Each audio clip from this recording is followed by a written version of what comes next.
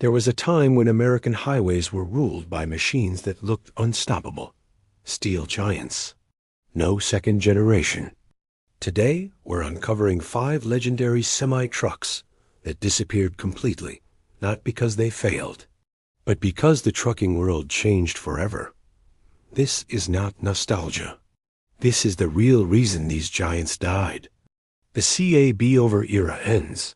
Archival footage of cab over trucks, tight city docks, 1970s highways. To carry more cargo, fleets shoved the cab on top of the engine. But when regulations changed, everything changed. It was efficient, compact, popular overseas. But in North America?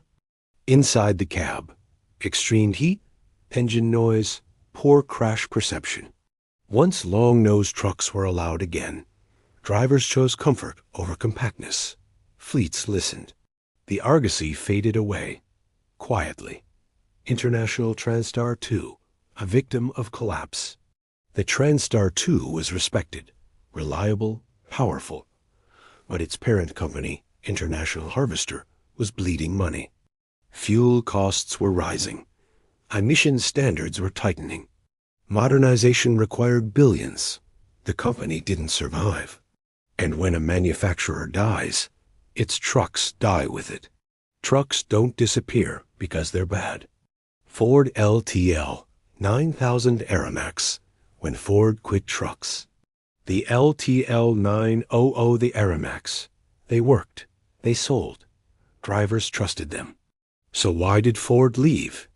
In 1997, Ford walked away from heavy trucking entirely. The division was sold, renamed, eventually killed. The trucks didn't fail. The business model did. The brand that got erased. Some trucks vanish not because they're bad, but because their name becomes inconvenient. White Motors, GMC, Volvo, mergers stacked on mergers.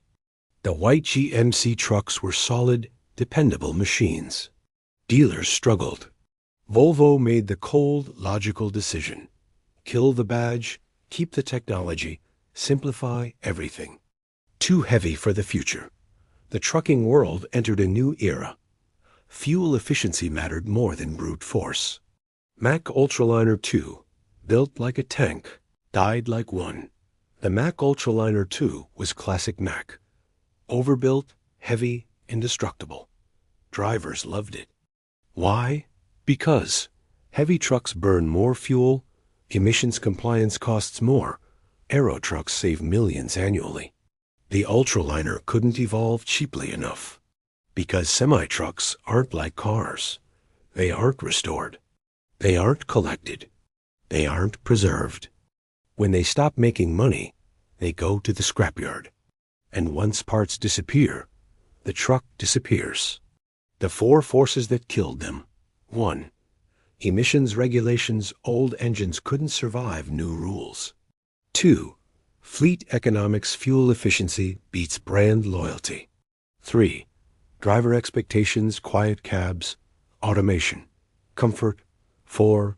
Corporate consolidation. Brands did a race to save money. These trucks weren't failures. They were pioneers, built for a world that no longer exists. And if you ever see one today, rusted in a yard or rolling slowly down a back road, you're not just seeing a truck. You're seeing a ghost of an industry that moved on. If you enjoy real trucking history, not hype, not marketing, hit like, subscribe, and be part of the real trucking world. Because some stories deserve to be remembered.